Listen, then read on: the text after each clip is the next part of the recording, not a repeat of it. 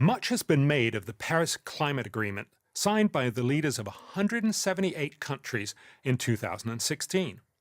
French Foreign Minister Laurent Fabius, speaking for many, called it a historic turning point. The head of the U.S. Environmental Protection Agency, Gina McCarthy, echoed the minister's remark when she testified before the House Committee on Science, Space and Technology. The Paris Agreement was, she said, an incredible achievement. But when pressed by committee members to explain exactly how much this treaty would reduce global temperatures, she would not, or could not, say. This combination of grand pronouncements and vague specifics is a good strategy for Paris Agreement fans to take, because the agreement will cost a fortune but do little to reduce global warming. Consider the Obama administration's signature climate policy, the Clean Power Plan. Using the same climate prediction model that the UN uses, I found that the power plan will accomplish almost nothing. Even if its cuts to carbon dioxide emissions are fully implemented, not just for the 14 years that the Paris Agreement lasts, but for the rest of the century, the Clean Power Plan would reduce the temperature increase in 2100 by just 0.023 degrees Fahrenheit. The President has made further and grander promises of future U.S. carbon cuts, but these are only vaguely outlined. In the unlikely event that all of these extra cuts also happen and are adhered to throughout the rest of the century, the combined reduction in temperatures would be 0.057 degrees. To put it another way, if the U.S. delivers for the whole century on the President's very ambitious rhetoric, it would postpone global warming by about 8 months at the end of the century. Now, let's add in the rest of the world's Paris promises. If we generously assume that the promised carbon cuts for 2030 are not only met, which itself would be a UN first, but sustained throughout the rest of the century, temperatures in 2100 would drop by 0.3 degrees, the equivalent of postponing warming by less than 4 years. Again, that's using the UN's own climate prediction model. But here's the biggest problem.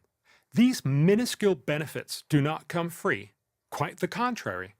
The cost of the Paris Climate Pact is likely to run to $1 to $2 trillion every year, based on estimates produced by the Stanford Energy Modeling Forum and the Asia Modeling Exercise.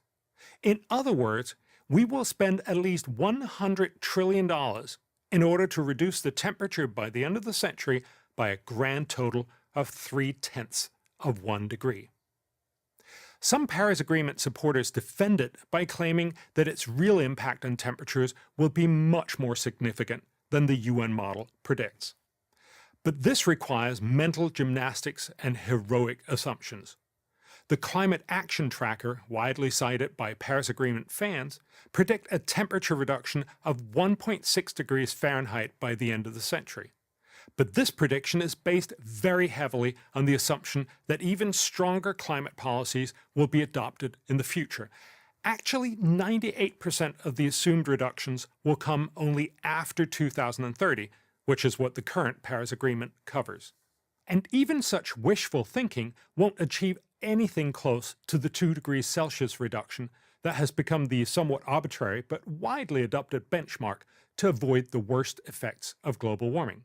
The actual promised emission reductions under the Paris Agreement literally gets us just 1% of the way to the 2 degrees target. 99% of what would be required is put off until after 2030.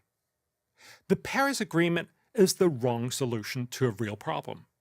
The right solution will most likely be found through green energy research and development, like that promoted by Bill Gates and the Breakthrough Coalition.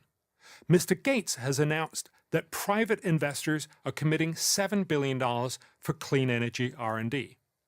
Instead of political hot air and ever larger government subsidies of today's inefficient green technologies, those who want to combat climate change should focus on dramatically boosting green energy innovation. The U.S. already shows the way. With its pursuit of fracking, making it safer and more efficient every year, America has drastically reduced the cost of natural gas. This momentous switch from coal to lower CO2 gas as a source of energy has done far more to drive down carbon dioxide emissions than any recent government climate policy. Turns out that those politicians who gathered in Paris, France, could learn a lot from Paris, Texas. I'm Bjorn Lomborg, president of the Copenhagen Consensus Center.